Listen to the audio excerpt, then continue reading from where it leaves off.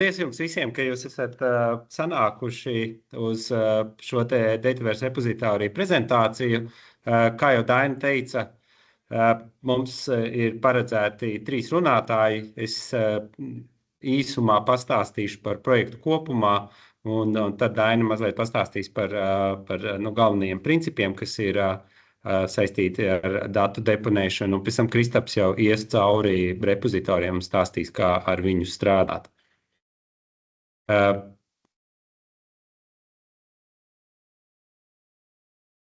Jā, paldies.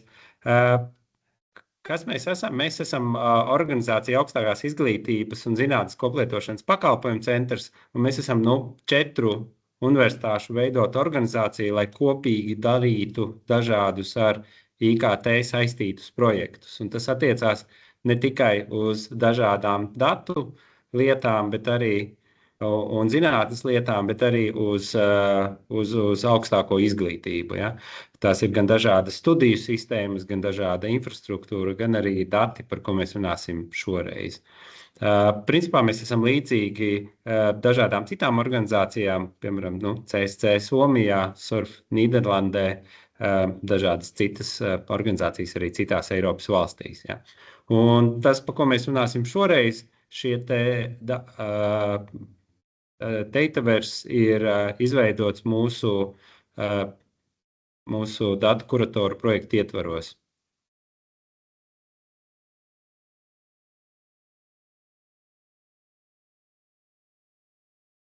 Jā. Šis te datu kuratoru projekts ir ANM finansēts, un viņš paredz principā sakārtot visu datu pārvaldību, kas mums zinātnē ir. Un viņš sastāv no 3 lielām komponentēm. Pirmā ir datu kuratoru atbalsts. Mums ir tīklā apmēram 20 speciālisti, kas var Latvijas zinātniekiem palīdzēt dažādos ar pētniecības datiem saistītos jautājumos. Jūs apakšā redzat kopējos e-pastus. Viņi ir 4 universitātēs, kur ir datu kuratori Tad universitātes nosaukums, izņemot Latvijas universitātē, ir punktiņš pa vidu, vai arī dati kuratori VPCLV, kas ir visiem tiem pētniekiem, kuri nav šajās 4 lielajās institūcijās. Ja? Tās lielākais atbalsts, ko mēs sniedzam, ir tiešām šo te, piemēram, datu kopu sagatavošanu, deponēšanā, tāpat arī konsultācijas par datu pārvaldības plāniem, un dažādi specifiski jautājumi, piemēram, par specifisku datu izmantošanu vai IKT resursiem universitātēs un tā tālāk. Ja? Papildu šiem te konsultācijām mums ir arī tāds virziens, kā palīdzēt institūcijām sakārtot šo te datu pārvaldību. Ja? Tas nozīmē institūcijās datu pārvaldības politikas. Ja? Pārsvarā viņas ir orientētas uz to, lai šie te pētniecības dati institūcijās būtu droši un sakārtoti. Ja, kur, protams, šī atkārtotā lietošana un repozitorijas, par ko mēs runāsim šodien, ir pakārtots jautājums, jo, principā, lai līdz tam nonāktu, ir svarīgi, lai šie dati būtu droši un sakārtoti jau pētniecības procesā, protams, tādā veidā novēršot arī būtiskākos riskus. Ja, piemēram, ja dati noplūst, pazūd, tiek sabojāti, vai arī, piemēram, pētnieks aiziet un tad pārējie nesaprot, kas viņa datos īsti notiek. Ja? Paralēli tam mums ir daudz izglītošanas informēšanas aktivitātes, kur mēs gan universitāšu pētniekiem, gan arī pārējiem stāstam dažādus šīs te datu pārvaldības aspektus, gan vispārīgos, gan arī tūlīt mums būs pēc 2 nedēļām ar LZP seminārs par datu pārvaldības plāniem, pēc tam mums būs seminārs par kvalitatīvajiem datiem, tad mēs vēl plānojam dažādus seminārus, piemēram, par sensitīvajiem datiem, IT tehnoloģijām, datu lietošanā un daudz un dažādus tematus, kas saistīti ar pētniecības datu pārvaldību. Un prezentācijas beigās tad jūs arī redzēsiet mazliet sarakstu ar tuvākajiem pasākumiem. Kā mēs šodien pievērsīsimies, ir mūsu projekta IT risinājumu sadaļa. Tas ir Latvijas pētniecības datu repozitorijas Dataverse LV, tātad repozitorijas, kurā Latvijas pētnieki var nolikt datus un, kas ir pats svarīgākais, viņi to darot, saņems arī datu kuratoru konsultācijas un palīdzību, kā to izdarīt. Un turpat šajā pašajā adresē ir redzams arī datu pārvaldības ceļvedis. Tas ir tāda īsa rokas grāmata par to, kādā veidā dažādus ar datu pārvaldību saistītus jautājumus risināt. Ja? Šis ir kopīgs projekts, kas norisināsies līdz attiecīgi šī mācību gada beigām līdz maijam, bet pēc tam paliks šīs datu kuratoru vienības universitātēs un turpinās nodrošināt pakalpojumus un atbalstu pētniekiem. Paldies, tas ir kopumā viss par projektu, un tagad es lūgšu Dainai tālāk pastāstīt par datu pārvaldību kopumā. Jā, paldies, Kaspar. Es kā datu kuratore pastāstīšu nedaudz vairāk par to, kas tad varbūt ir pētniecības datu repozitorijas un kāpēc pētniekiem būtu interesanti par to zināt un arī to izmantot. Un jāsaka, ka pasaulē un arvien vairāk arī Latvijā interese un prakse ir pieaugusi saistībā ar atvērto zinātni un atvērtajiem datiem, un tajā skaitā arī pētniecības datu pārvaldību. Un šajā kontekstā mēs arī varam uzskatīt, ka datu kopas, ne tikai zinātniskie raksti un publikācijas, bet arī paši šīs datu kopas tiek uzskatīts par nozīmīgu pētniecības rezultātu, kas attiecīgi arī ir jāpārvalda kā tāds un ir arī jāspēj nodrošināt to, ka citi pētnieki var iepazīties ar šīm datu kopām un pēc iespējas arī tās izmantot un lietot un arī uzzināt par tām. Un, protams, lai nodrošinātu to, ir nepieciešami tehniskie risinājumi, kā dalīties ar datiem un kā padarīt datus atvērti pieejamus citiem lietotājiem. Un tas, principā, ir pētniecības datu repozitoriju uzdevums, kas ir kā digitālās platformas, kur pētnieki var ilgtermiņā saglabāt, aprakstīt un arī kopīgot šos pētniecības datus. Parasti tas notiek pētījuma beigās vai kaut kādā datu ievākšanas starpposmā, kur ir kāds loģisks brīdis, kad var apkopot šo datu kopu un aprakstīt un padarīt to pieejamu citiem. Un pasaulē īstenībā ir ļoti daudz dažādu pētniecības datu repozitoriju. Ir gan nozaru specifiski repozitoriji, kur pieņem datus, teiksim, tikai no konkrētas zinātņu nozares. Ir pasaulē institūcijas, kurām ir savs, teiksim, universitātes repozitorijas, un ir arī daudz nacionālo un daudz nozaru repozitoriju. Tādi, kur, teiksim, pētnieki no konkrētas valsts var pievienot savas datu kopas un padarīt tās atvērti pieejams vai kopīgot ar citiem pētniekiem. Bet kopumā par repozitorijiem varam teikt, ka uzticams repozitorijs nodrošina tiešām tādu pamatīgu infrastruktūru drošai ilgtermiņa saglabāšanai, ka tā ir uzticama platforma, kas tiek attiecīgi pārvaldīta un integrēta, lai mums rastos pārliecība, ka šie dati ir droši pārvaldīti ilgtermiņā.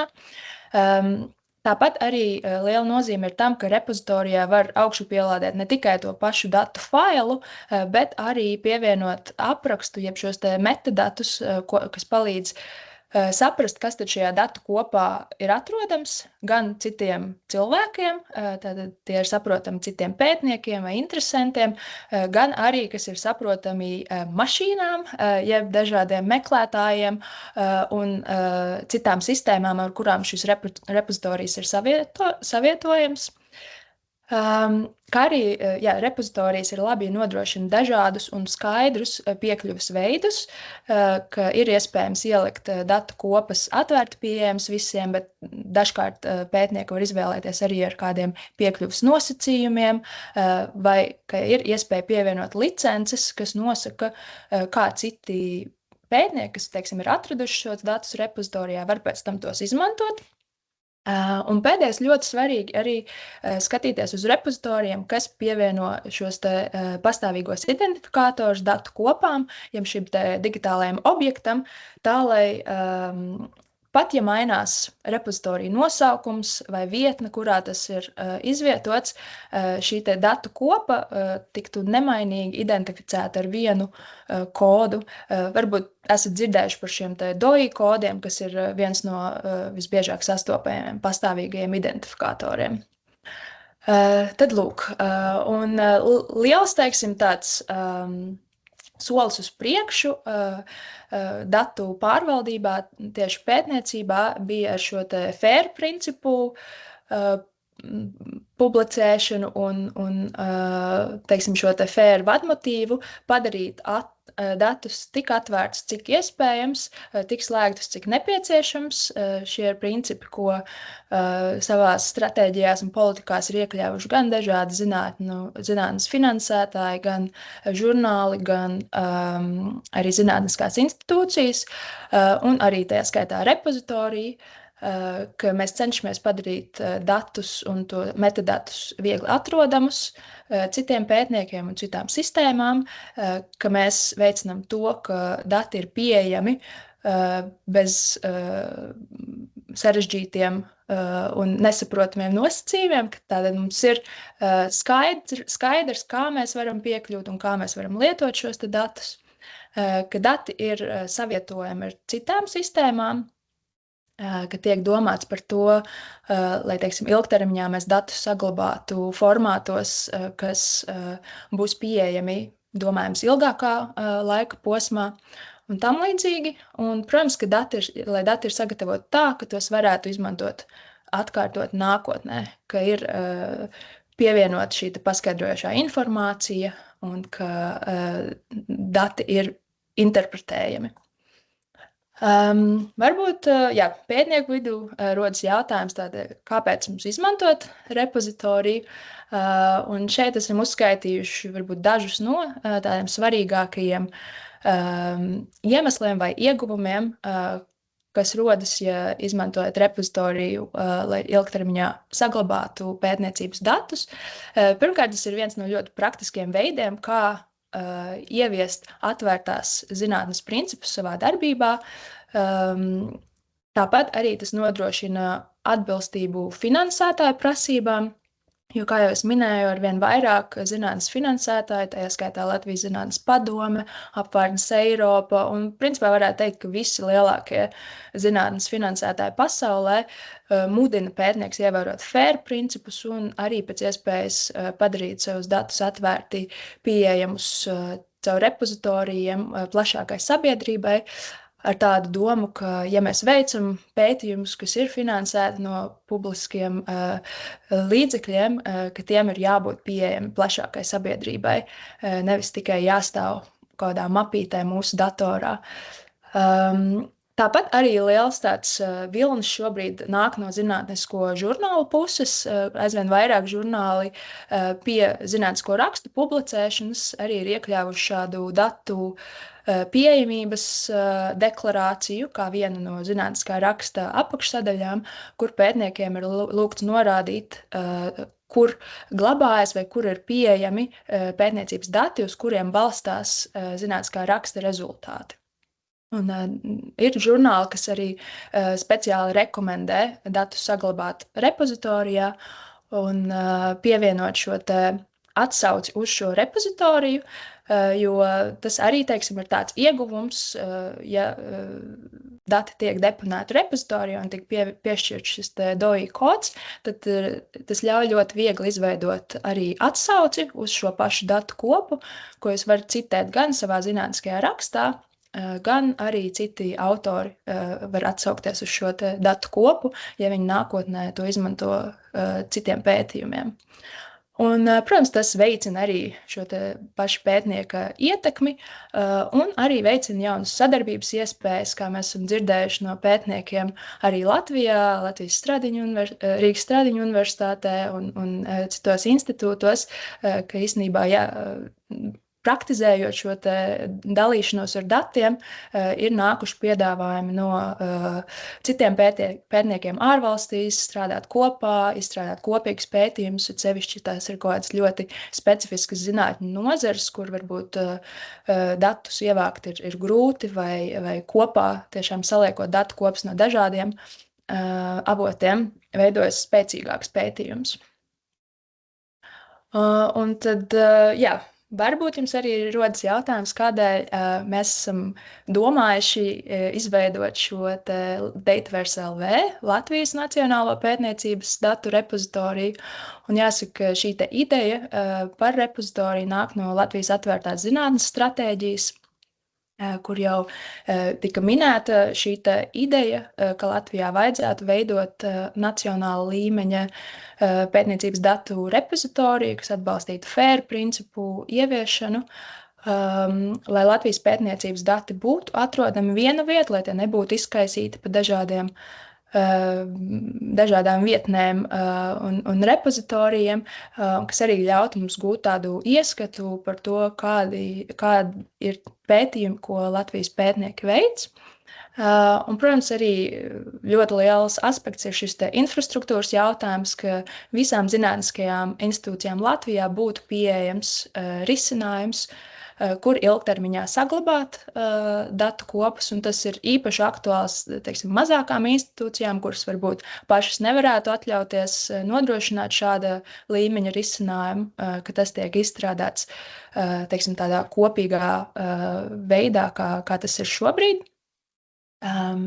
Un tāds varbūt liels pluss arī, ko varam minēt, ir šis datu kuratoru atbalsts, kas ir gan konsultatīvais atbalsts, palīdzēt pētniekiem ievadīt visu nepieciešamo informāciju par datu kopām, sagatavot datu kopas, bet mums arī ir šis datu kvalitātes pārbaudas solis mūsu procesā, par ko Kristaps arī vairāk pastāstīs, lai nodrošinātu to, ka tiešām repozitorijā tiek augšupielādēts augstas kvalitātes datu kopas, kurus citiem pētniekiem būs viegli atkal izmantot. Un, protams, ar visu šo atkal veicinot, teiksim, pasaules labākās prakses, pie mums Latvijā FAIR principu ieviešanu, atvērtās zinātnes veicināšanu, un arī ļoti daudz mēs komandā domājam par to, kā veicināt savu redzamību arī gan Eiropas līmenī, gan starptautiskajā līmenī, integrējot repozitoriju dažādos meklētājos un EOSC ekosistēmām. Bet par pašu repozitoriju vairāk pastāstīs Kristaps.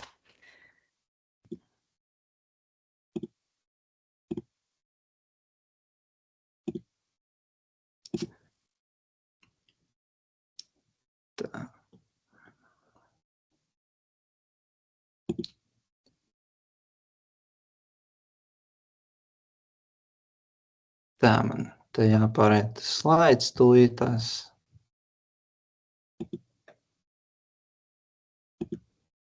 Jā, vai varat redzēt? Daina, var redzēt, ja? Jā, super. Okay. Labdien visiem vēlreiz, esmu Kristaps Oškalns un esmu datu kurators, kurš ir vairāk atbildīgs par šo te Dataverse LV repozitoriju. Un tad es šodien jums pastāstīšu vairāk par to un demonstrēšu arī to darbībā. Tad, jā, kādas tad ir šī Dataverse LV repozitorija priekšrocības, tad galvenokārt tas ir bez maksas, pieejams visiem pētniekiem Latvijā, un to nodrošina Eiropas un valsts finansējums. Mēs arī kā organizācija esam integrējušies, tā teikt, kļuvuši par partneriem ar Datasite.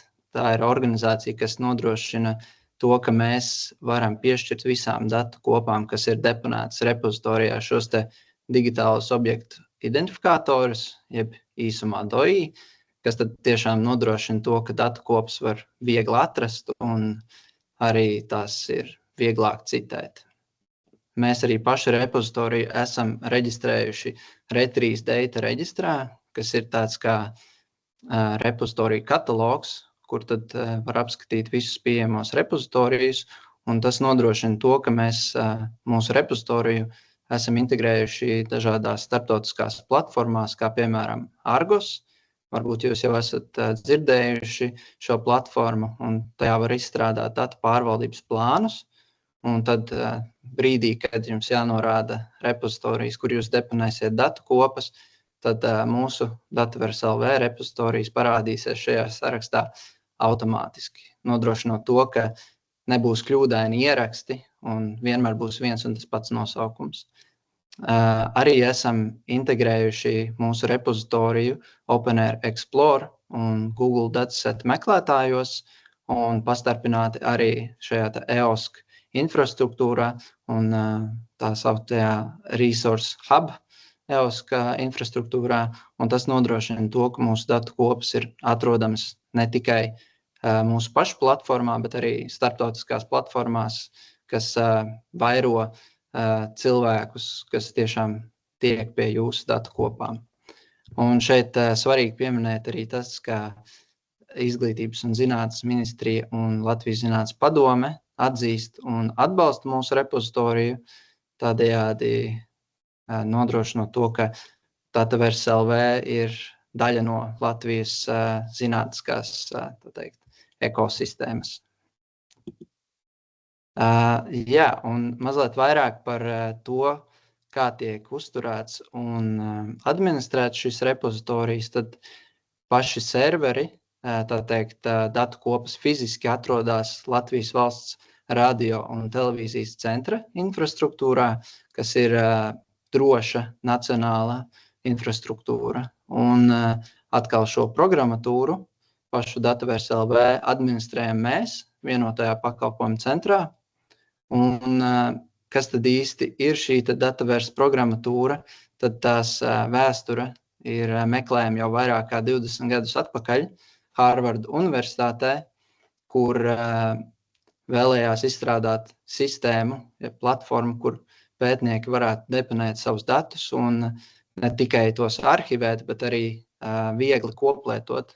Un tad viņi izstrādāja šo atvērtā koda programmatūru, kas ir pieejama visiem.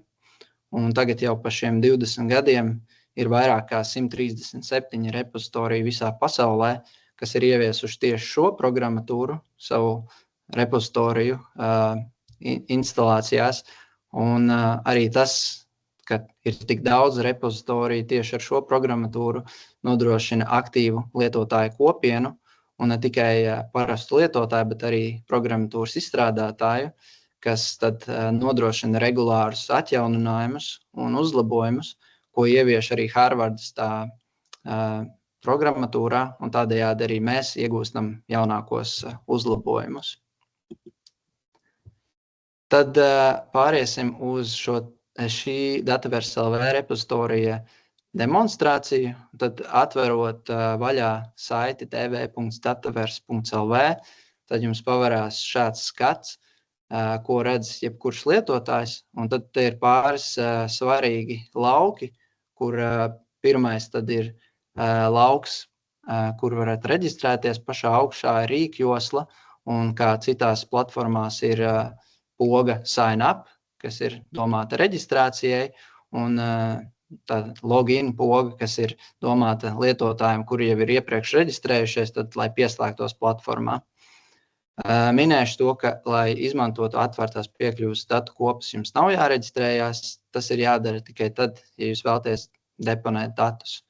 Tad zemāk šeit ir logo ar universitātēm redzams, tad tās ir institucionālās kolekcijas, kas ir pieejamas.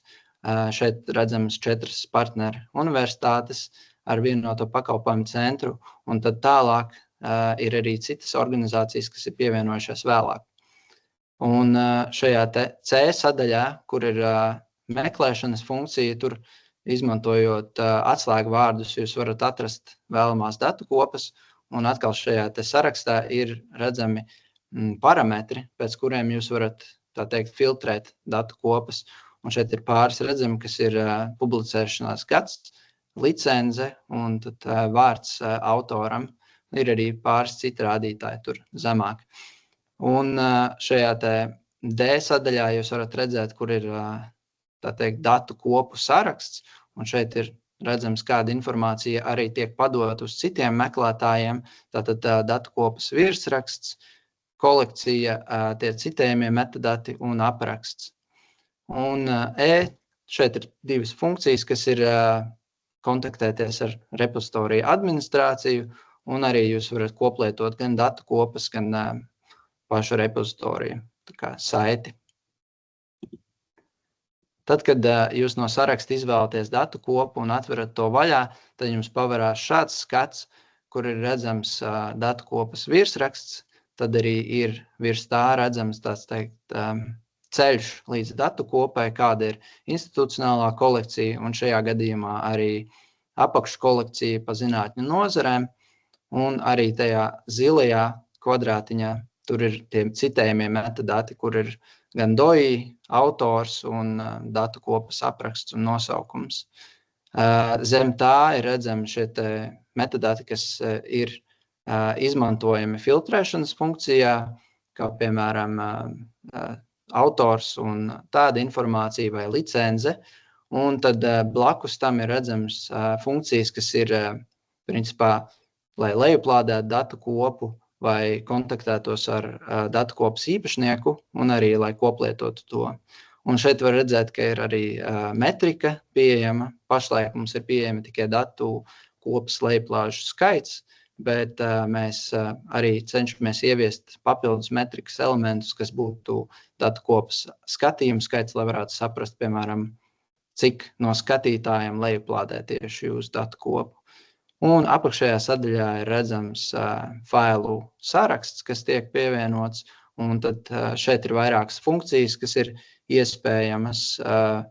Pieņemsim, varat apskatīt datu kopu, ja jūs nevēlaties lejuplādēt, vai jūs varat lejuplādēt individuālu datni, un ir arī citas funkcijas, kā pieņemsim, jūs varat apskatīties metadatus vai datu piekļūstamības nosacījumus, vai arī versijas numurus. Un arī jūs varat apskatīties iepriekšējās versijas, tā teikt, ja datu kopā tika kaut kas mainīts un tā tika publicēta vēlreiz, tad iepriekšējā versija vienmēr būs pieejama.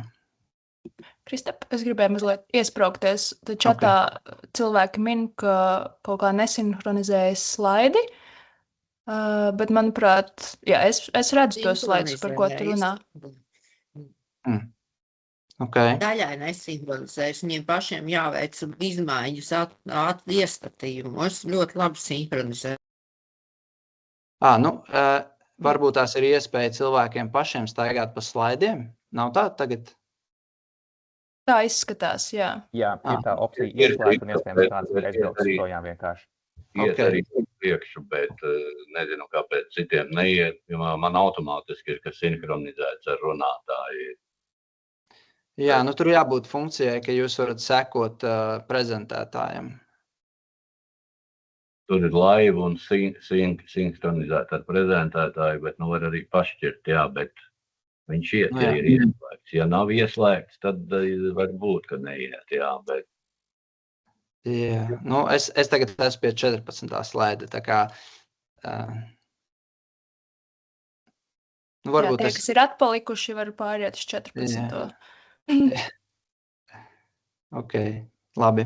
Tad es turpināšu. Tad esmu nonācis pie datu deponēšanas procedūras Dataverse LV repozitorijā, un šeit ir attēlota tāda schēma, kas principā ir tāda atvieglota vai vienkāršota procesa schēma, kā deponēt datus un publicēt tos mūsu repozitorijā. Tad pirmais posms ir tā. Ok. Dēna, mums bija iespēja, laikam, kāds cits ir pārņēmis kontroli. Ok, labi, es paņēmu apakaļ. Laikam, tu nenoņēmi visiem to iespēju pārņemt kontroli. Labi.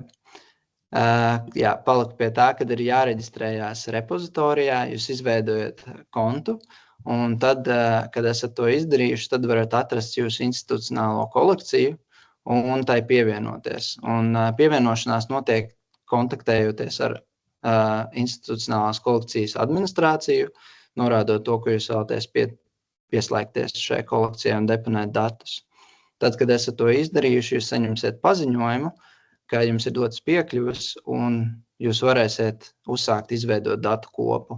Un tad, kad esat to izdarījuši, aprakstījuši to un pievienojuši visus failus, tad varat iesniegt to izskatīšanai. Tad, kad to būsiet izdarījuši, kurators saņems paziņojumu e-pastā un uzsāks kvalitātes kontroli. To mēs darām, izmantojot mūsu kvalitātes kontrolas kvalitātes kontrolas sarakstu, kas ir pieejams mūsu mājaslapā. Šeit arī ir saite stūrī. Un tad, kad būsim pārbaudījuši datu kopas atbilstību šiem te parametriem, tad gadījumos, ja viss būs labi, mēs publicēsim datu kopu, bet ja būs ko novērst vai uzlabot, tad mēs atgriezīsim jums datu kopu pašā platformā atpakaļ. Un jūs varēsiet veikt labojumus un iesniegt atkal izskatīšanai.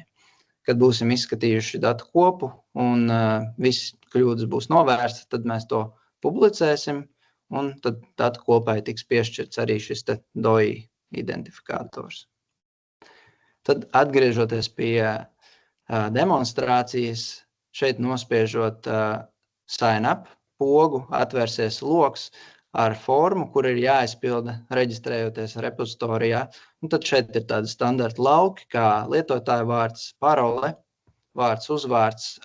Un šeit es vēlos pieminēt to, ka e-pastu lūdzu norādiet savu institucionālo e-pastu, jo pēc tā mēs pārbaudīsim, vai jūs piedarat šai te kolekcijai. Un, protams, jūs varat arī norādīt laukā affiliation, pilno institūcijas nosaukumu. Šeit apakšā redzami lietošanas noteikumi, kurus pirms reģistrācijas jums ir jāizlasa un jāiepazīstās ar tiem. Tad, kad esat to izdarījuši, tad droši spiežat pogu, ka esat iepazinušies un reģistrējieties repozitorijā. Tad, kad būsiet reģistrējušies, tad jums ir jāatrod jūsu institucionālā kolekcija. Un šeit, kad atverat institucionālo kolekciju vaļā, jums pavērsies jauns loks ar visām datu kopām un kolekcijas aprakstu. Tad jums ir jāspiež poga kontakt un atvērsies jauns lodziņš ar formu, kur ir jāizpilda. Un šeit ir jāieraksta virsrakstā, kurai kolekcijai vēlaties pievienoties. Un tajā ziņojumā norādiet, kādu datu kopu jūs vēlaties deponēt. Un šeit vēlams arī specificēt, kādā zinātņu nozarē tā datu kopa piedara, lai mēs zinām, kurai apakškolekcijai tad jums dot piekļuvi.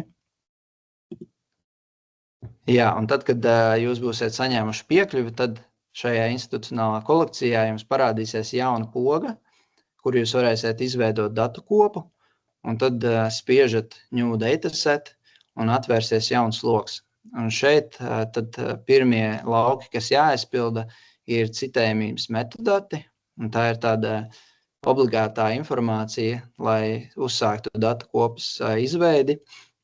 Šeit ir virsraksts datu kopai, vārds, uzvārds, un šeit vēlos pieminēt to, ka katram šim te autoram lūdzu norādiet ORCID numuru, un tad šeit blakus arī norādat šo kodu, jo tas ir vajadzīgs tādos gadījumos, ja ir divi autori ar vienādu vārdu uzvārdu, tad viņus var atšķirt pēc šeit arī nemainīgā identifikātora. Un ja ir vairāki autori vai arī ir vairāki lodziņi, kurus jūs vēlaties papildināt, tad šeit ir blakus plus poga, kuru nospiežot, tad pavairosiet šo logu un varēsiet uzrakstīt vairākus autorus, pieņemsim. Tad, kad to būsiet izdarījuši, tad lapas apakšpusē būs iespēja pievienot individuāls datnes, un šeit tad ir loks, kur jūs varat vai nu tās ievilkt iekšā no failu pārlūka datorā, vai jūs varat atvērt pogu šo te, un tad atvērsies failu pārlūks, un jūs varēsiet izvēlēties vairākas datnes, ko vēlaties pievienot. Un šeit tad ir vēl funkcija, kur jūs varat izdzēst tās, ja jūs vēlaties, ja jūs tomēr nevēlaties viņas deponēt. Un jūs varat norādīt arī, vai tā tieši šī datne būs slēgtā vai atvērtā piekļuvē. Un šeit vēlos arī pieminēt, ka individuālai datnei ir vēlams pievienot arī aprakstu. Tas ļaus lietotājiem saprast, kas tad iekšā tieši šajā te failā būs. Tā, ka būsiet to visu izdarījusi, aprakstījuši, tad droši spiežat saglabāt un pārējiet nākamajā solī. Tad, kad būsiet saglabājuši datu kopu, tad parādīsies jauns loks un, tā teikt, melnraksta stadija datu kopai, un par to arī liecina šī te dzeltenā informācijas tekstlodziņš, kur ir rakstīts, ka šī ir, tā teikt, melnraksta versija, un lai to redzētu citi cilvēki, tad tā būs jāpublicē.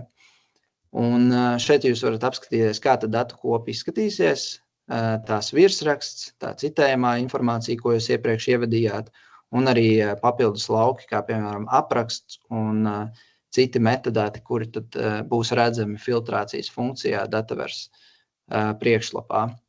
Un šeit tad svarīgs tāds parametrs ir licence, ko jums ir jānomaina, ja jūs vēlaties, bet kā noklusējuma licenci mēs pašlaik esam uzlikuši šo te CC-BY, kas ir standarta licence Creative Commons, kas norāda to, ka jūs ļaujat lietot datus jebkādām, tā teikt, vajadzībām, bet izmantojot jūsu datus, būs jāatsaucās uz šo te datu kopu ar jūs kā autoru. Tad labajā pusē ir parādās šīs pogas, kas bija iepriekš. Principā tur lejuplādēt datu kopu vai arī rediģēt to un kontaktēties ar datu kopas autoru, bet šeit pirms publikācijas ir vēl viena papildus poga, kas ir Submit for Review. Tātad, nospiežot šo pogu, jūs varēsiet iesniegt to izskatīt datu kuratoram. Un šeit arī redzam tā metrikas, pagaidām nekas nav lejuplādēts. Un apakšējā daļā ir arī šīs te individuālās datnes, ko jūs pievienojāt. Un šeit tad ir tādas, principā, 3 tipiskākās, kas ir readme datne, kur tad jūs aprakstat teksta dokumentā, kāds ir konteksts datu kopai, lai vēlamais interesants izlasot to var saprast, kas tad ir domāts ar šo datu kopu. Tad kādi tabulārie dati, kas ir šajā gadījumā tur ievākts aptaujas, un tad pēdējais ir kodu grāmata, kas ne visos gadījumos ir vajadzīga, bet ja jums ir daudz mainīgie šajos tabulāros datos, tad ir vēlams izveidot atsevišķu datni, kurā tad jūs aprakstat katru mainīgo, ko tad viņš nozīmē, lai nebūtu ļoti gari teksti pašā tabulā jāraksta. Un šeit jūs varat atkal lejuplādēt tās datnes. Arī šajās pumpiņās ir iespējas norādīt, vai ir atvērtā piekļuvē vai slēgtā. Un ir vēl trešais, tā teikt, variants embargo periods, kurš ļauj slēgt datu kopu uz noteiktu laika periodu, līdz, pieņemsim, jūsu publikācija ir apstiprināta, un pēc tam tad tā datu kopa aiziet atvērtā piekļuvē. Un šeit ir vēl pāris logi, kā metadati, kur jūs varat papildus aprakstīt datu kopu, ja jums ir kaut kas nozara specifisks, tur pieņemsim geogrāfiskie dati vai cita veida informācija, un tad ir, tā teikt, terms, kas ir, kā jūs ļaujat lietot datus, un arī šo licenci varat pamainīt, un arī šīs versijas pagaidām tikai, tā teikt, draft melnraksta versija. Un, tad, kad esat pārskatījuši datu kopu, un viss ir uzlabots, pievienot faili, ko jūs vēlējāties, tad jūs droši varat spiest šo te pogu Submit for Review, kas bija iepriekšējā skatā labajā pusē, un tad parādīsies šis te brīdinājumu lodziņš, ka jūs iesniedzat datu kopu izskatīšanai ar licenci, kādu jūs esat izvēlējušies. Un šeit vēlos pieminēt to, ka līdz, ko jūs iesniegsiet izskatīšanai, datu kopa nebūs iespējams to rediģēt. Tad, kamēr datu kurators to izskata, tad jūs vienkārši gaidat. Tā kā ir vēlams sagatavot to pienācīgi pirms tam. Un tad turpmākās darbības, kādas seko, kad esat iesnieguši izskatīšanai, datu kurators pārbaudīs datu kopas kvalitāti, un tad, jums būs nepieciešami labojumi, tad datu kopa tiks atgriezta, jūs saņemsiet e-pasta ziņojumu par to un varēsiet tad to reģistrēt. Un, protams, kad pēdējais posms ir tas, kad viss ir izdarīts, viss ir salabots, tad arī datu kurators varēs publicēt, ka jūs būsiet atkal iesnieguši. Es runāju visu laiku par to kvalitātes pārbaudi, bet kāda tur kritērija īsti ir, tad mums ir tas kvalitātes kontrolas saraksts, kas ir pieejams mājaslapā, un tur ir vairāki kritēriji, pēc kuriem mēs izvērtējam datu kopu. Viens no tiem ir failu formāti, tātad mums arī ir norādīti vēlamie failu formāti mūsu mājaslapā. Viens piemērs būtu Excel fails, tad mēs tā vietā pieņemam CSV failu, ko var iegūt arī no Excel, lejuplādējot šādu veidu formātu. Un tas nodrošina to, ka lietotājs, kurš vēlas izmantot jūsu datu kopu, lejuplādē to un var izmantot principā jebkurā programmatūrā, ne tikai Excelī un ne tikai tās versijas Excelī. Tad otrs būtu tabulāro datu kvalitāte. Tur arī ir vairāk kritēriji. Minēšu dažus, kā pieņemsim tukšas šūnas nedrīkst būt, pieņemsim sapludinātas šūnas nevar, jo pēc tam pārvēršot CSV failā, tad viss nobrūk. Vienā failā vajag būt tikai vienai tabulai, lai nebūtu vairākas tabulas blakus, un arī, ja jūs lejuplādējat no Excel, jūs varat lejuplādēt vairākos izklāja lapās, bet CSV to sadalīs tā kā dažādos failos. Un, mēs nepieņemam sensitīvus datus mūsu repozitorijā. Izņēmums ir mūsu partnera universitāte Rīgas Stradiņu universitāte, kas pieņem šāda veida datus, tā teikt, personu informāciju vai cita veida sensitīvus datus.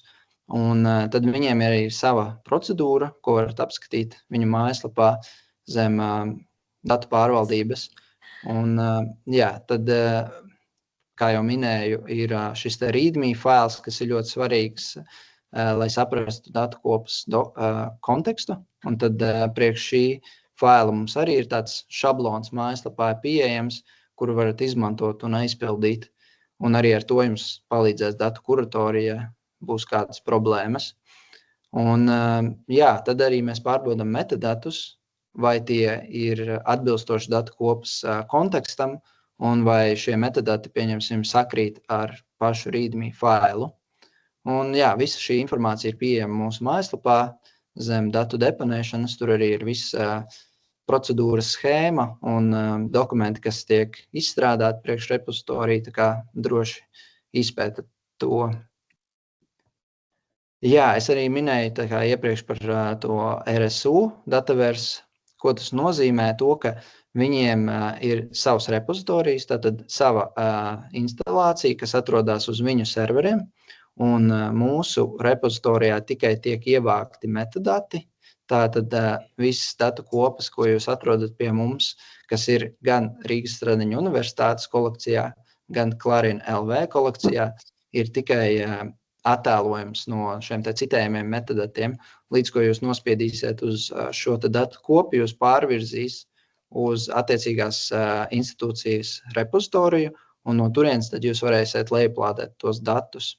Un šeit esmu arī norādījis saites, kur varat apskatīties par deponēšanas procedūru šajos repozitorijos, jo, ja esat no Rīgas Stradiņu universitātes pētnieks, tad droši deponējiet pie viņiem, un ja esat valodniecību saistīts pētnieks, tad jūsu repozitorijas būs Clarina LV.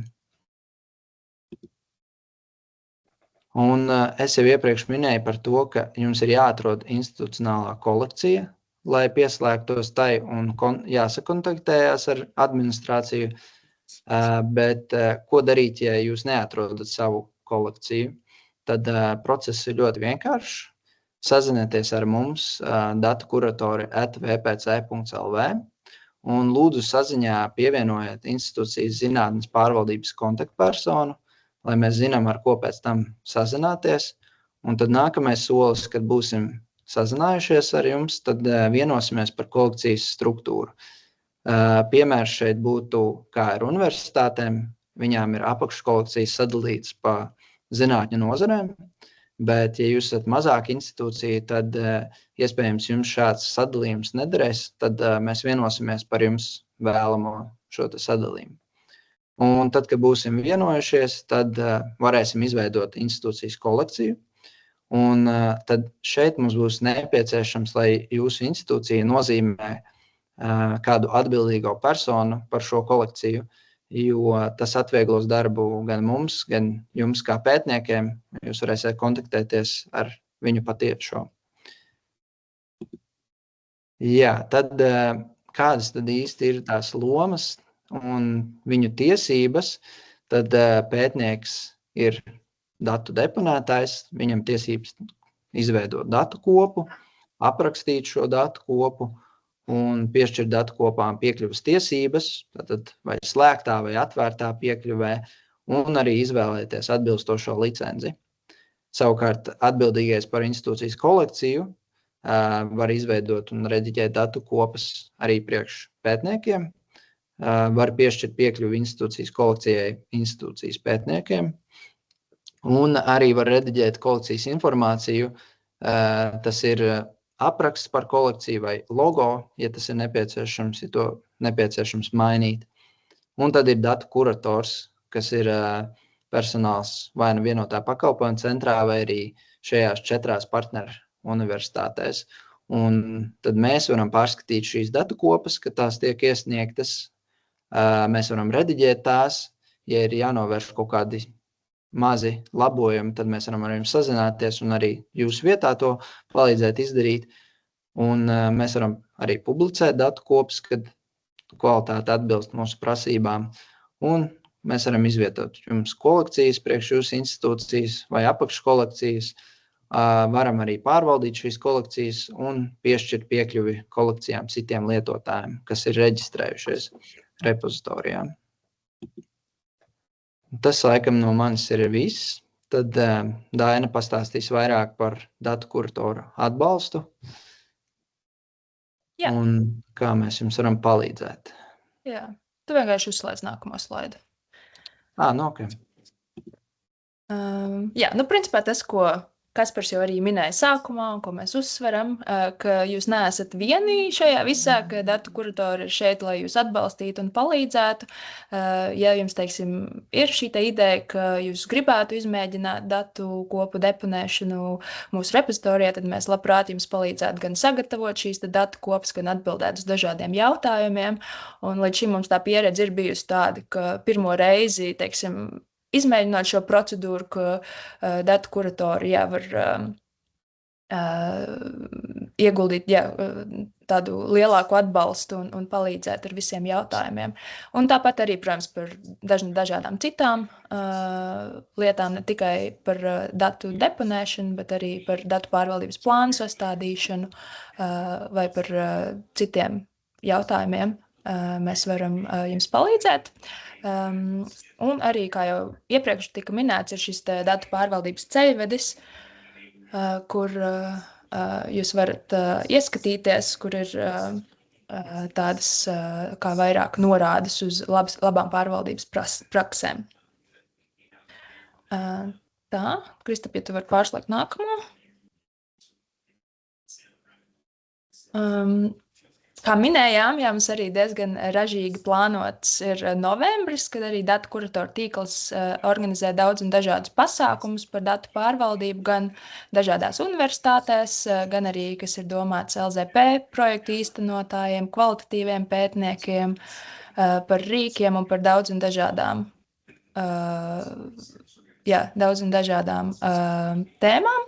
Sekot līdzi vislabāk var mūsu notikumu kalendārā, ja aiziet uz mūsu mājaslapu datefirst.lv, tad ir kalendārs, kur var sekot līdzi gan pasākumiem, ko mēs organizējam, gan arī dažādām tematiskām konferencēm, kas ir tieši saistītas ar datu pārvaldību, atvērto zinātni un tam līdzīgi. Un ļoti liels aicinājums mums arī ir visiem pētniekiem, kas šodien ir pieslēgušies, ir piedalīties aptaujā, ko mēs kā Latvijas datu kuratoru tīkls esam nesen palaiduši. Un tā ir aptauja, kur mēs jautājam dažādus jautājumus gan par atvērto zinātni, gan par datu pārvaldību. Un tur tiešām aicināti jebkurš pētnieks Latvijā piedalīties, tajā skaitā zinātniskie asistenti un arī doktoranti. Aptauja nav gara. Varbūt ieliksim arī aptaujas saiti čatā vai varat sekot QR kodam. Mēs priecāsimies par jūsu atbildēm, un tā doma ir, ka mēs ar šo pētījumu centīsimies pirms saprast, kāda ir situācija ar dažādām atvērtās zinātnes praksēm Latvijā.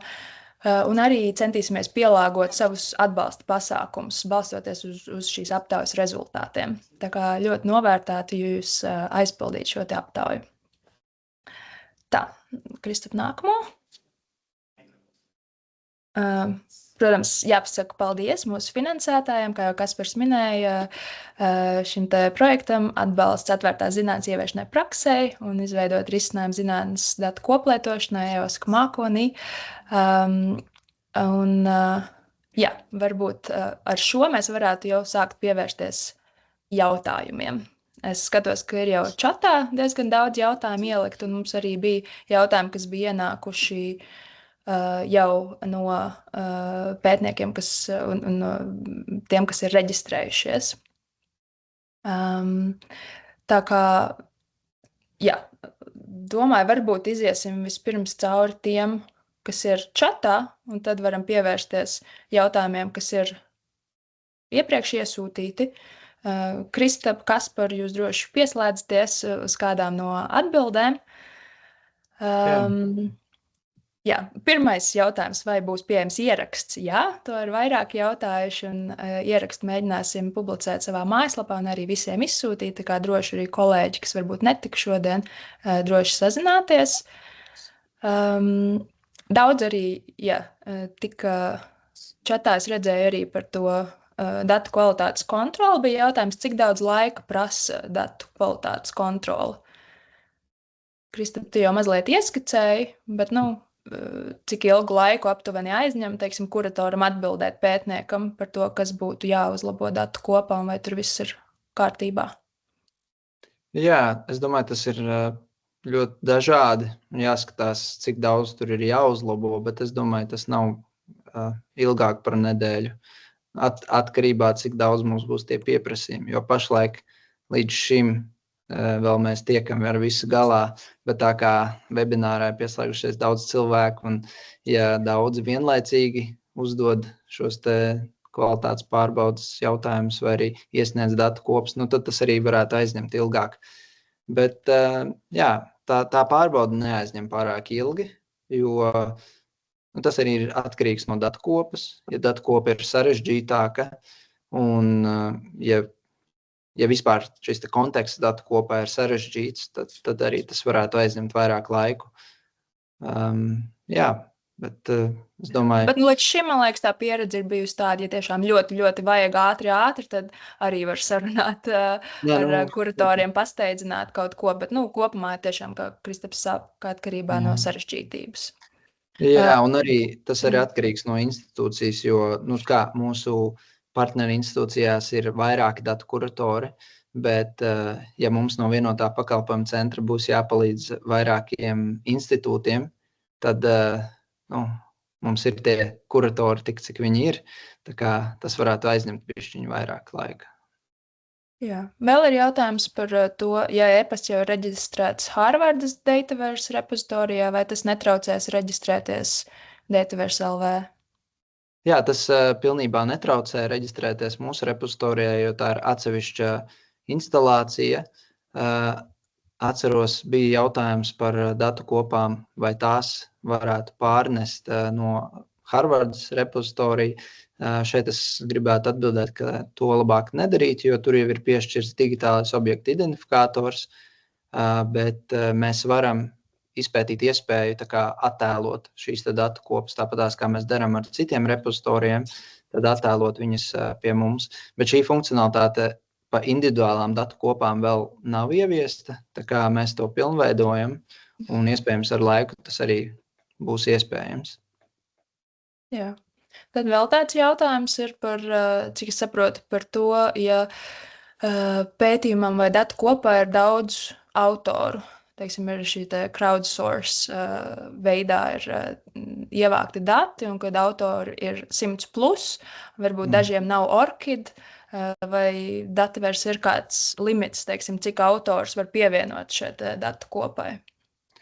Godīgi teikšu, neesmu izmēģinājis. Cik var tur ielikt autors un cik tos logus var pavairot, bet pēc šī webināra es pamēģināšu. Tā kā, jā, izmēģināsim. Un arī mums ir plānots, principā, ieviest tādu, kā biežāk uzdoto jautājumu sadaļu mūsu mājaslapā, ne tikai par datu pārvaldību kā tādu, bet par pašu repozitoriju. Un tad es domāju, šādas jautājumas mēs varēsim arī iekļaut tur. un varēsiet pameklēt. Tā kā pēc šādiem webināriem mēs tad apkoposim viņus droši vien. Jā, tad ir arī vēl jautājums par datu apjomu. Tas arī, man liekas, bija iepriekš iesūtīts. Kāds šobrīd ir, teiksim, datu apjoms, ko mēs pieņemam, vai maksimālais failu izmērs? Jā, pašlaik ir uzstādīts sistēmas limits individuāliem failiem 5 gigabaiti, bet to arī mēs varam pamainīt atkarībā no jūsu vajadzībām. Un ja tā datu kopa ir tiešām kvalitatīva, mēs varam palielināt. Un pašām datu kopām, kā ierakstam, mums pašlaik nav noslēgts, tā teikt, limits, lai neierobežotu kādas kvalitatīvas datu kopas, bet tādiem lielapjoma datiem parasti, bieži vien ir arī kādi nozara specifiskie repozitoriji, kā pieņemsim genoma datiem, tad tiem labāk izmantot tāda veida repozitorijus. Tā kā mūsu repozitorijs ir vispārējais, kur vispārējos datus var deponēt. Jā. Jautājums arī saistībā ar datu izmēram ir par lielo failu augšupielādi. Ja, teiksim, fails ir vairāk nekā 10 gigabaiti, vai var pārtraukt augšupielādi un paturpināt vēlāk, vai viss jāveic vienā pieslēgšanās reizē? Es domāju, ka tas ir jādara viss vienai pieslēgšanās reizē, ja tas ir individuāls fails.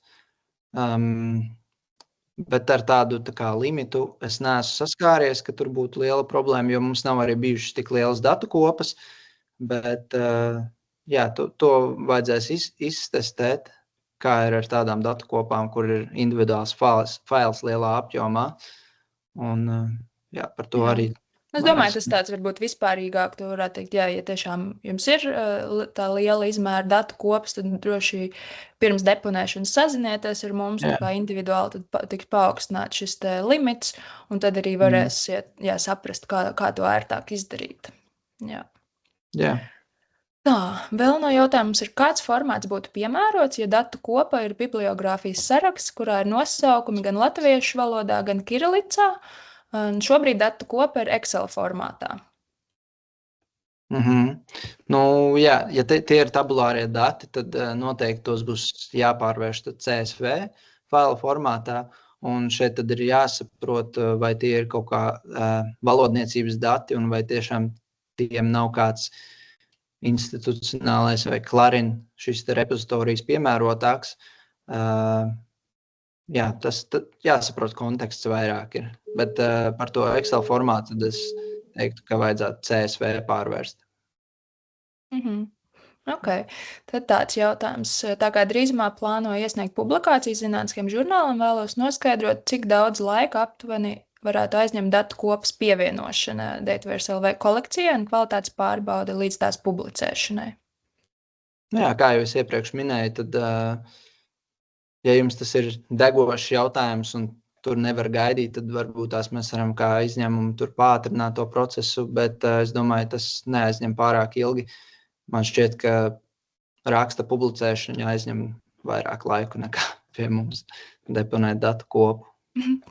Jā, bet droši vien, ja pētnieks grib norādīt jau uzreiz pašā iesniegšanas brīdī, jau atsauci uz mūsu repozitoriju, tad noteikti nedēļas laikā, es domāju, ka varētu noteikti to nodrošināt. Tad jautājums arī, vai pareizi saprotu, ka valodniecības datus jāievieto Clarin repozitorijā, nevis šeit?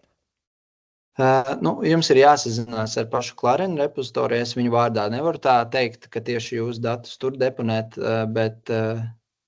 bet jūs to varat darīt, pamēģināt pie viņiem. Un, ja tomēr pie viņiem tas nav iespējams, tad varat sazināties ar mums vēlreiz, un tad mēs izskatīsim iespēju arī pie mums deponēt. Es domāju, datu kuratoriem var sazināties jebkurā gadījumā, ja ir šāda veida jautājumi, vai labāk likt kādā nozaru repozitorijā vai Dataverse LV. Tā kā, domāju, datu kuratori arī var tad paskatīties, teiksim, kas ir tieši šajā te datu kopas saturā, kur viņi labāk iederētos. Tā kā droši, tāpēc arī ir šis datu kuratora atbalsts. Jā, ir jautājums, droši. CSV pārveidot vajag arī PDF formātu un Worda, vai ne? PDF formāts ir pieņemams. Jā, tas ir, tā teikt, vēlamais failu formāts, bet šie te Microsoft failu formāti, kas arī ir Word, tie nebūtu vēlamie, tāpēc, ka viņi ir, nu, tā teikt, komerciāli, un viņiem arī versijas mainās, un viņus vienmēr nevarēs atvērt, un arī visiem nav pieejams šie te Microsoft licences, tāpēc šādi teksta dokumentus būtu labāk saglabāt TXT, tātad teksta failu formātā un Vai deponēt. PDF, ja? Vai arī PDF, jā. Paldies.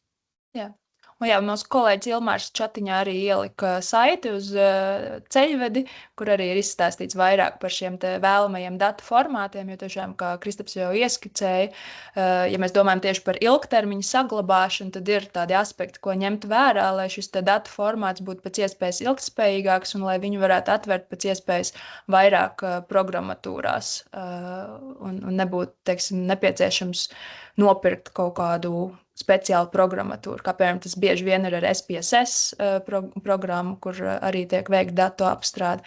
Labāk izvēlēties šo CSV tabulāriem datiem, ko varēs atvērt daudz un dažādās programmās. Tā, mums Dāvids pacēlis roku, droši varat uzdot jautājumu. Man ir jautājums. Jūs minējāt, ka jūs esat ar mieru veltīt papildus laiku pirmajā reizē, kad cilvēki iesniedz datus, un par cik reizēm data tipi ir gana līdzīgi. Tad vai jums ir plāni nākotnē jau veidot kaut kādas sagataves? Jūs taupīt manu laiku un savu laiku, ja jums būtu, piemēram, mikroskopijas datiem, jau sagatavē, kā tādus datus pareizi noformēt un deponēt, un kam tur jābūt atzīmētam. Nu, šablonus kaut kādus, ar kuriem varētu nākotnē cilvēki strādāt. Jums tāda plāna ir? Jā, mums arī labs jautājums. Jā, pieņemsim, nu, tie ir tādi specifiski datu formāti, bet tādiem tīri tabulāriem mums jau ir plāns arī izveidot pamācību, un viņi ir procesā, kā noformēt, tā teikt, tīru tabulāro datni, kuru deponēt, bet, nu, specifiskiem failu formātiem, es domāju, mums pašiem arī ir diezgan vēl jātrenējās un jāiepazīstās ar viņiem, bet es domāju, ka mēs taisīsim arī tāda veida šablonus un pamācības kaut kādiem specifiskākiem datiem. Es šeit domāju, ne tikai specifisks datu formāts, bet reizēm jau ir tā, ka tie datu veids, kā tu viņus prezentēji, nozīmē. Jā. Tajā pašā informācijas failā, kurā tu apraksti datu tipu un metadatus, kurus jūs man ir jāiesniedz, viņi var atšķirties. Failu formāts JPG var būt visiem dažādos veidos ģenerēts, bet mikroskopijas datiem viņiem ir specifisks veids, kāda informācija, kas jāpasniedz. Nezinu, tur šūnu tips, kuru jūs redzat, vai kaut kas tāds, vai jūs kaut ko tam līdzīgi. Jo daudz repozitorijas, atkal izņem no savas pieredzes par genomu, viņiem jau ir izveidot šabloni. Ja tie ir vides dati, tad sekvenēšanas dati, tad jābūt tā. Ja tie ir cilvēka dati, tad jābūt tā noformētam. Tāda informācija par šiem datiem jābūt prezentētām. Nu, šeit ir tā starpība starp mūsu repozitoriju, kas ir vispārīgais repozitorijas, kurš vairāk neslēdzās uz tām specifiskām zināšanām tajā pētniecības jomā, bet šie te specifiskie repozitoriji, kas ir zinātņu nozarēm, viņi tāpēc arī var nodrošināt tādu padziļinātu datu zināšanas par to nozari, ko mēs tik daudz varbūt arī nevarētu. Mēs vairāk par vispārējo tādu tā kā failu formātiem. Es jūs saprotu, un tieši tāpēc es savus sekretēšanas datus noteikti pie jums neliktu, tāpēc, ka ir jau labāks veids, kā man deponēt. Bet ir kaut kādas lietas, kas cilvēki izmanto specifisku repozitoriju nav, bet ja jums nav šablona, tad viņi atkal nav, kā to sauc, vairāk kārt izmantojami, jo viņi nav deponēti veidā, ko citi var paņemt. Nu, cilvēkam, kurš deponēja, tam ir jēga, bet cilvēkam, kurš no malas grib paskatīties no tā, viņš nesapratīs, kas tas viss ir. Tāds bija tas jautājums. Tāpēc es par šabloniem. Jā, te lēnā garā tas ir, droši vien, ka mēs vienkārši uzkrāsim paši to izpratni, kādā veidā, kāda veida datu kopas deponēt, jā, un, mūsu 20 kuratori tad būs to iemācījušies un varēs vismaz pastāstīt cilvēkam, kas jādara, un tad jau mēs varam skatīties, vai taisīt šablonus, vai arī, teiksim, likt specifiskas pamācības specifiskiem datiem. Bet tā pirmā doma jau ir tāda, ka viņi visi kuratori viens no otra mācās, lai varētu šādos gadījumos arī pateikt, reku, mums jau bija šāda datu kopa, daram šādi, ja. Paldies, man gandarījums, ka jūs tiešām taisties tajā visā ieguldīties, jo tās ir domas sāpes, mēģināt kaut ko pašam izgudrot, jo sevišķi tu pats nezini. Nē, mums visiem. Uz datu glabāšanu orientēts zinātnē. Mums datu kuratoriem ir bijušas apmācības, kur tieši tas ir mācīts, ka dažādos nozarēs un dažādiem datiem ir gan specifiskas vārdnīcas, gan specifiski metadati, gan arī specifisks veids, kā ar viņiem strādāt. Ja? Viņi zina, ka tā tam ir jābūt. Ja jautājums ir, ja viņi pirmo reizi redzēs tos datus, protams, ka vajadzēs pameklēt, ja? Kā to labāk izdarīt. Un tas ir arī viens no mērķiem, ka Latvijā tiksim, nav šādu speciālistu, tad viņus uztrenēt, ja? lai uz šādiem jautājumiem varētu atbildēt. Paldies. Paldies jums, jā. Varbūt vēl ko piebilst tieši par šiem metadatu aprakstiem, nozaru specifiskiem pašā tajā demonstrācijā arī, ko Kristaps rādīja, ka ir, teiksim, arī pašā Dataverse sistēmā ir bloki ar dažādi specifiskiem metadatiem, ko var pievienot. Ja jūs zināt, teiksim, ir geogrāfiskie dati, tur būs tāds papildus bloks, ko pievienot par, nezinu, tur koordinātēm un ko tur. Tā kā droši, tajā deponēšanas brīdī, droši vien pie kvalitātes kontrolas arī, ja, teiksim, kurators varēs jums ieteikt, ka varbūt jums būtu vērts pievienot arī kādus papildus logus, tad tas arī tiks darīts. Bet, jā, es skatos, Ilmārs ir pacēlis roku. Jā, vienkārši jau varbūt ieteikums, kas mums izriet no pieredzes, jo tagad jau 11 datu kopas ir deponētas, ka nevajag kautrēties un vajag sazināties ar kuratoriem, sevišķi tās 4 universitātes, jo Excelī var būt jebkādi dati, tie var būt strukturēti, nestrukturēti, un no Exceļa darba lapas CSV fails uztaisās vienmēr. Tad, kad to CSV failu liek iekšā Dataverse, tur ir tāda īpatnība, ka šis CSV fails tiek pārvērsts vēl vienā formātā, TAP formātā. Un tur jau nevienmēr sanāk skaisti. Tur ir daudz dažādu knifi apakšā, kas ir lauku atdalītājs vai iekšā tajos tekstos. Arī jau ir komati, semikoli, tabi. Līdz ar to visprātīgākais variants sazināties ar datu kuratoru un pie datu kuratora viņam arī nosūtīt to Excel failu. Jo tad, kad tā datu kopa jau tie faili tiek ielikti Dataversā, tad paņemt no turienes gan CSV, gan tādu formātu, ieimportēt atpakaļ Excelī un apskatīties, vai tas viss izskatās tā kā oriģinālā. Un tad ir visvieglāk saprast, vai tur viss ir korekti, vai tur nav viss korekti. Un to nevajag kautrēties, kamēr mums nav 100 datu kopu, mēs to laiku ieguldam, un tas ir ātrāk nekā, ja pats pētnieks deponē, konstatē, ka ir slikti, datu kurators uzraksta, viss ir slikti, un kur tad ir? Tad labāk ir caur kuratoru, un pagaidām mēs pirmās, vismaz LBTU pirmās datu kopas, visas ir deponētas caur kuratoriem, un tie, kuri vienreiz jau to ir izdarījuši, vienreiz ir izveidojuši readme failu vai kodu grāmatu, viņi zina, kam tur ir jābūt. Līdz ar to otrā reize, trešā reize jau ir daudz vienkāršāka. Un tad tā atbilde uz to iepriekšējo jautājumu, cik ilgi, tad reizēm ir dažas stundas, kamēr izvērtē kvalitāti. Tad, kad tā nav pirmā reize, tad tas laiks, protams, ir ilgāk. Jā, paldies, Ilmār. Varbūt pie šā varam arī ātri pajautāt, bija tāds jautājums ienācis par to, vai Dataverse LV atbalsta iespēju papildināt un rediģēt datus pēc publicēšanas. Jā, šeit pieminēšu to, ko stāstīju iepriekš par tām versijām. Līdz ko datu kopa ir publicēta, viņai tiek piešķirta pirmā versija, un tad, ja jūs vēlaties kaut ko pamainīt, vai metadatos, vai failos, vai arī kādā, vai ir atvērta piekļuva vai slēgta, tad, principā, jums ir jāveido jauna versija, un tad jāpublicē vēlreiz. Un tad tas ir iespējams, bet tad iepriekšējā versija vienmēr būs pieejama.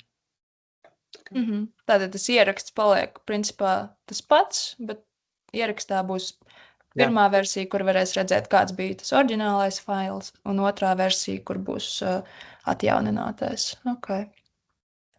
Tātad vēl mums te jautājums čatā ir. Esmu redzējis, ka reizēm attēloti tikai vidējie dati, vai arī nav raw datu, bet ir tikai izgūtie aprēķinātie. Vai tas ir ok? Un ka katrs to dara pēc saviem ieskatiem? Mums jau nav īsti noteikts datu saturs. Datu saturs tiešām ir paša autora izvēle, ko viņš vēlās publiskot šos datus. Ja? Mēs skatāmies tikai uz datu kopām no viņu kvalitātes aspekta, lai šī datu kopa būtu labi aprakstīta. Un, principā, vienīgais ierobežojums ir tas, lai vismaz pagaidām Dataverse LV neparādītos personas dati vai cita sensitīva informācija. Cits ir tiešām autora izvēle, ko viņš vēlās publiskot. Es tev pārsūtīju, tagad var tikt iekšēji, ar viņiem izcīnījos.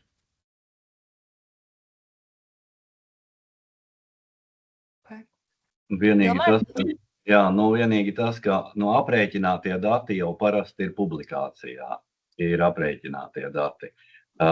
Ja mēs runājam par datu atkārtotu izmantošanu, tad no aprēķinātajiem datiem īsti jēga nav. Labāk jau ir, ka tie izejas dati ir, jo nevienmēr publikācijā ir visi dati un ne viss, kas ir aprēķināts, tiek nopublicēts, līdz ar to izejas datam ir lielāka vērtība. Labi, davai, čau.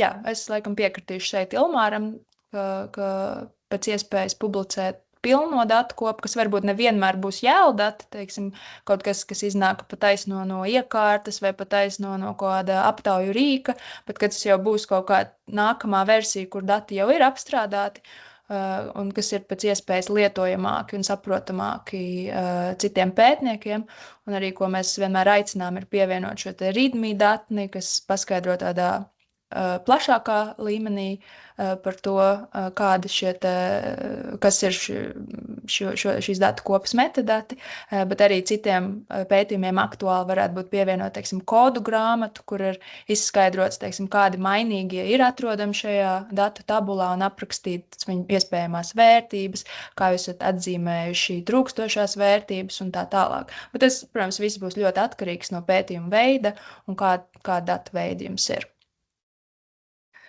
Tā, redzu, ka ir roka pacelta. Juri? Jā, paldies. Ja iet runa par kaut kādiem publiski pieejamiem datiem, tad nav problēma. Man interesē tas, ja es nopērku no Report Linker datus par $3,500, es viņus nekādā gadījumā nedarīšu publiski pieejams. Tas ir mans privāta īpašums, un es ar viņu dalīties negribu. Paldies.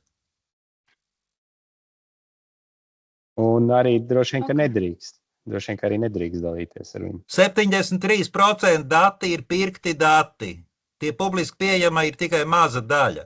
Un arī, ja es aptauju taisu pa saviem līdzekļiem. Es negribu, lai cits pēc tam to aptauju varētu saviem citiem mērķiem izmantot. Jā. Ļoti jauki, ka jūs finansējat no personīgiem līdzekļiem zinātni. Vēl bija jautājums čatā. Šķiet, ka tikai medicīnā un citās nozarēs, kur ir dati, kas var ietekmēt cilvēku veselību un dzīvību, obligāti būtu jābūt pilniem mērījuma datiem, jo izlases veidā tie tiek pārrēķināti, uz kuriem...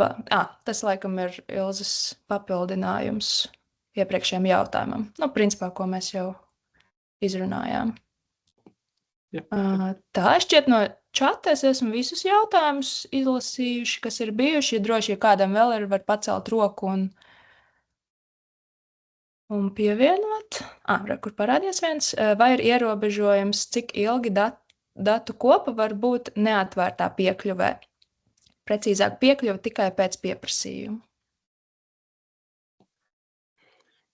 Ierobežojumi mums nav nekur noteikti, bet tad ir jāpamato, kāpēc.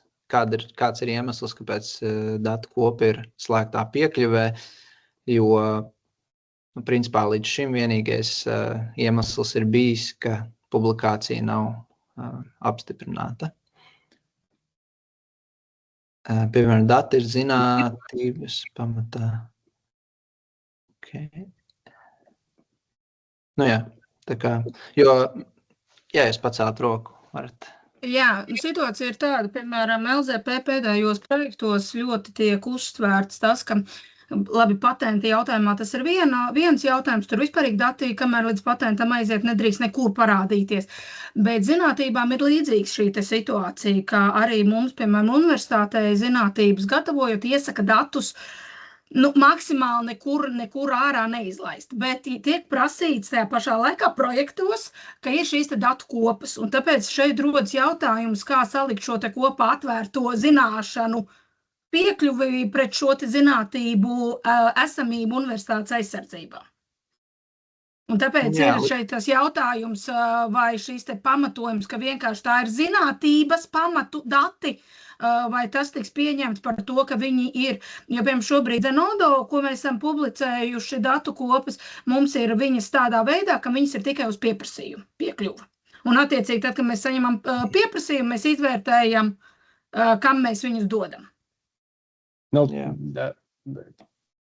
Te ir, protams, ir dažādi tie viedokļi. Ja? Viens, kas ir, teiksim, šī te kopējā zinātnes filozofija, ir tas, ka, protams, kad atvērti dati palīdz attīstīties visai zinātnē, jo tas, kas tos datus ir savācis, varbūt, ka ir tur izpētījis pusi no tām sakarībām, kas tur ir, bet kādi citi pētnieki vēl to var salikt kopā un atrast vēl kaut ko jaunu. Ja?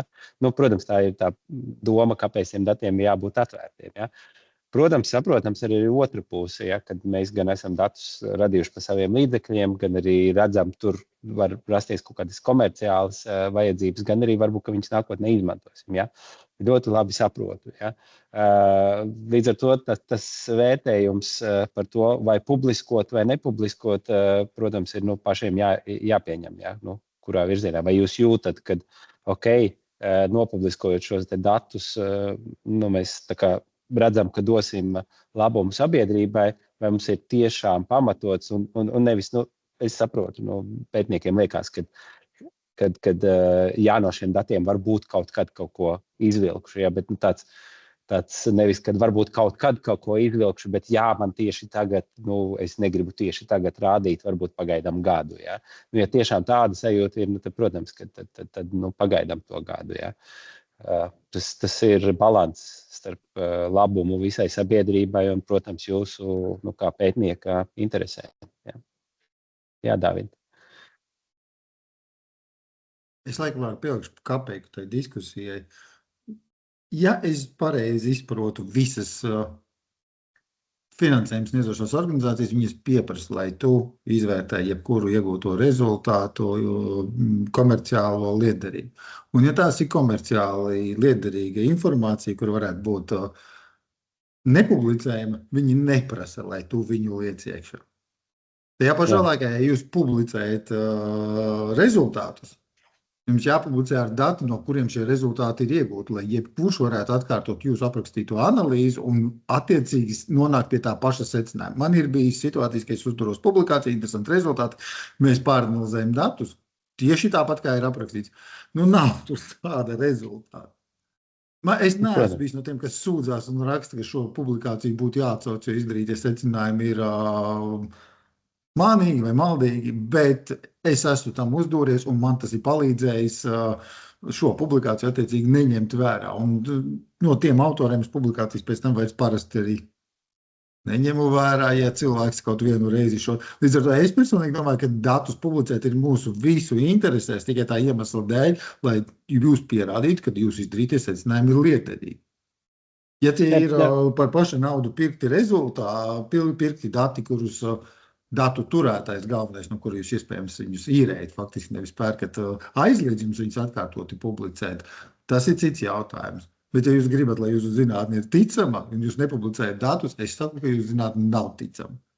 Tas nozīmē, ka jūs tikpat labi kaut ko esat safantazējis. Šis jau ir iemesls, kāpēc jau prasa tos datus. Un ja tas ir kaut kas, kas ir potenciāli komercializējums, tas tāpat nedrīkst pat publikācijās parādīties. Kā var prasīt to pie jums nopublicēt? Līdz brīdim, kad tas ir nopatentēts, tad tu var darīt, ko tu gribi ar tiem datiem, kaut vai pie jums atstāt. Es gribēju vienkārši pielikt publikāciju, ka, manuprāt, tas nav jautājums jums, kā rīkoties katram tiešām. Un neviens naudas devējs neprasa, lai komercializējuma informācija tiktu uzreiz, gandrīz neviens. Es pieņemu, ka kāds varbūt ir tik autorists, ka saka, ja kas, ko jūs šeit uztaisīsiet, par to naudu ir obligāti jāpadara publiski pieejams, bet jums tad ar to jārēķinās. Bet es zinu, ka LZP pilnīgi noteikti neprasa šos datus, ja jūs sakat, ka tā ir komerciāla vērtība šiem datiem, lai tas tiktu publicēts. Tur tikai jābūt saziņā ar LZP, izskaidrotam, kāpēc tas ir tā un visi.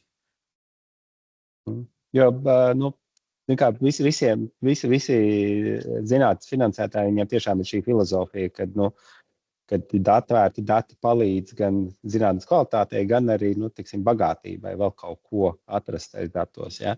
Līdz ar to lielākā daļa finansētāju ir lūguši, ja jūs par mūsu naudu, vismaz daļēji, esat šos te datus vākuši, tad lūdzu viņus publiskojiet, ja. Protams, visiem šiem te finansētājiem arī ir atrunas, ja, kad, ja jūs redzat, ka tur veidojas kaut kāds komerciāls produkts, tad, protams, jūs to varat aizturēt vai nepublicēt datus, vai arī kaut kādos citos specifiskos gadījumos, bet tad tas ir jūsu pienākums ir pierādīt, ka tas nav jādara, ja, kad, sabiedrībai finansētājs ir iedavusi šo te naudu, bet kāpēc jūs tomēr šos datus nepubliskojat, ja, tad tas ir pašiem jāizvērtē, cik būtisks šajā gadījumā ir šis te, ierobežojums publiskot. Paldies! Jā, varbūt vēl kādi jautājumi? Klaudaina, es redzu, ka mums ir ļoti daudz jautājumu, kas nav tieši saistīti ar dataversu. Mums noteikti ir jātaisa vēl daudz semināru par datu pārvaldību, un kur mēs varam arī šos te visus jautājumus diskutēt. Jā, noteikti. Varbūt vēl pēdējo jautājumu no iepriekš iesūtītiem, ko es gribēju izcelt, ir, kādēļ būtu jāizmanto šis repozitorijs, nevis, piemēram, Zenodo. Tas mums arī ir kaut kāds jautājums, kas diezgan bieži ir ienācis no pētniekiem, un ko mēs parasti sakām, ir, ka, protams, Zenodo arī ir ļoti atpazīstama platforma, ko daudzi pētnieki Latvijā arī ir lietojuši deponēšanai. Un tas ir daudz nozaru repozitorijs, kur principā no jebkurām nozarēm var publicēt ne tikai datu kopus, bet arī dažādus citus zinātniskos rezultātus, tā skaitā prezentācijas, materiāls izstrādātos un tā tālāk. Bet tādas, kas lielākoties no pētnieku puses un arī no kuratoru puses, kādas mums problēmas ar Zenodo ir, ka tur tiešām tāpēc, ka var ielikt visu, tur ļoti minimāli un principā nav kvalitātes kontroles. Teiksim, tā atšķirība ar Dataverse LV ir, ka mums ir kuratori uz vietas, kas pārbauda šīs te datu kopas un to potenciālu iespējamību viņas atkārtot lietot. Tādēļ, no savas puses varam teikt, ka tādā ziņā tomēr, ja gribat, lai jūs datus atkārtot izmanto, ir šī kvalitātes kontrolē ir nozīme, ko mēs arī Dataverse LV repozitorijā cenšamies veicināt. Ilmār, tev ir komentārs vai jautājums? Jā, man tā liekas arī ar pētniekiem runājot, dažiem liekas, ka mēs tagad esam izveidojuši vietu un visiem obligāti liekam kaut ko deponēt. Tā īstenībā nav, un es nezinu, vai mans salīdzinājums ir pareizs vai nav pareizs, bet mums ir tāpat kā Open Science, Green Deal, tātad mums ir atjaunīgā enerģija, alternatīvās degvielas, saules paneļi, vēja ģeneratori, bet mums neviens neuzspiež viņus. Neviens neuzspiež man likt saules paneļus vai liet biodegvielu. Tas ir mans brīvprātības princips, un šajā gadījumā atvērtā zinātne ir līdzīga.